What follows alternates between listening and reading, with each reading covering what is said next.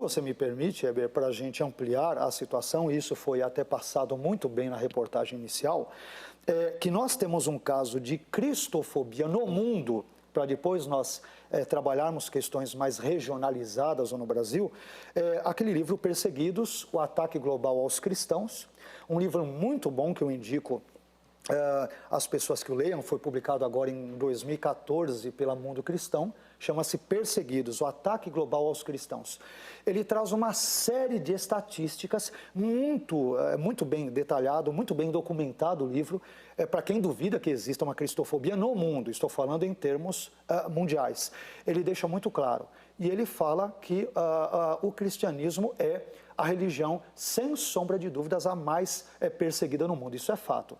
Tem outra informação, Heber, que é assustadora. Existe um missionário estatístico, ele faleceu agora recentemente, em 2011, e um sociólogo da religião chamado David Barrett.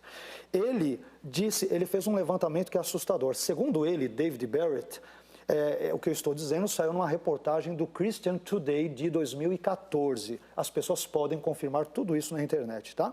Então, segundo ele, o número de cristãos martirizados no mundo desde a época de Jesus até os nossos dias, entenda-se, século XXI, por causa da fé cristã, ele chega a cerca de 70 milhões de pessoas. E neste último século e meio, o número de cristãos que são perseguidos e mortos pela sua fé, proporcionalmente falando, ele é maior do que o restante da história da igreja passada. Então, nestes últimos 120, 130 anos, nós temos efetivamente tido um caso de perseguição cristã, intolerância religiosa ou cristofobia, vamos assim dizer, usando essa nomenclatura, sem precedentes ao longo da história. Mas, curiosamente também, no século passado, século XX, a igreja ela cresceu como nunca antes na sua história, e justamente em meio à perseguição. Então, parece-me que quanto mais a igreja sofre, mais apanha, mais pela graça de Deus, pelo agir soberano de Deus, ela cresce em todos os rincões deste nosso planeta.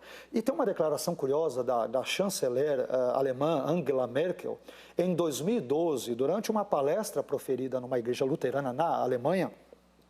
Angela Merkel, ela vai dizer justamente isso, que o cristianismo, de longe, é a religião mais perseguida no mundo. Então, nós temos vários casos de declarações, de documentos que as pessoas podem encontrá-los aos montes na internet, no Google Books, em vários outros meios de comunicação, onde a cristofobia mundial é absolutamente clara. O cristianismo é a religião mais perseguida no mundo. No ranking do Portas Abertas, né, Open Doors, nós vemos a Coreia do Norte encabeçando isto.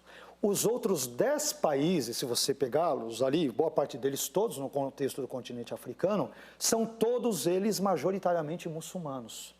Então, temos a Coreia do Norte e depois o contexto muçulmano, que vai explicar, né, no caso da Coreia do Norte, um regime totalitarista e tudo mais, né, comunista.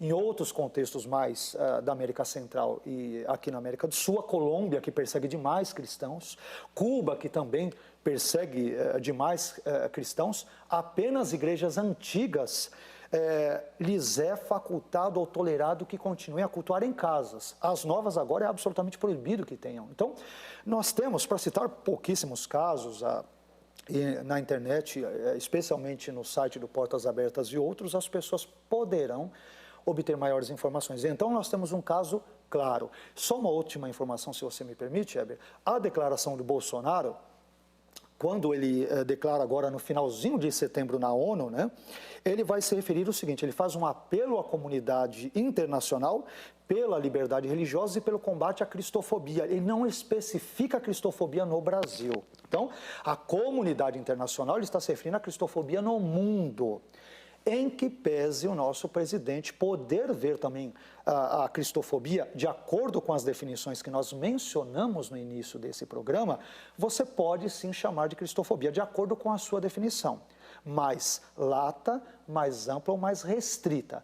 Mas na declaração do Bolsonaro, parece-me que ele se dirige a um caso que é mais internacional e mundial do que localizado no Brasil.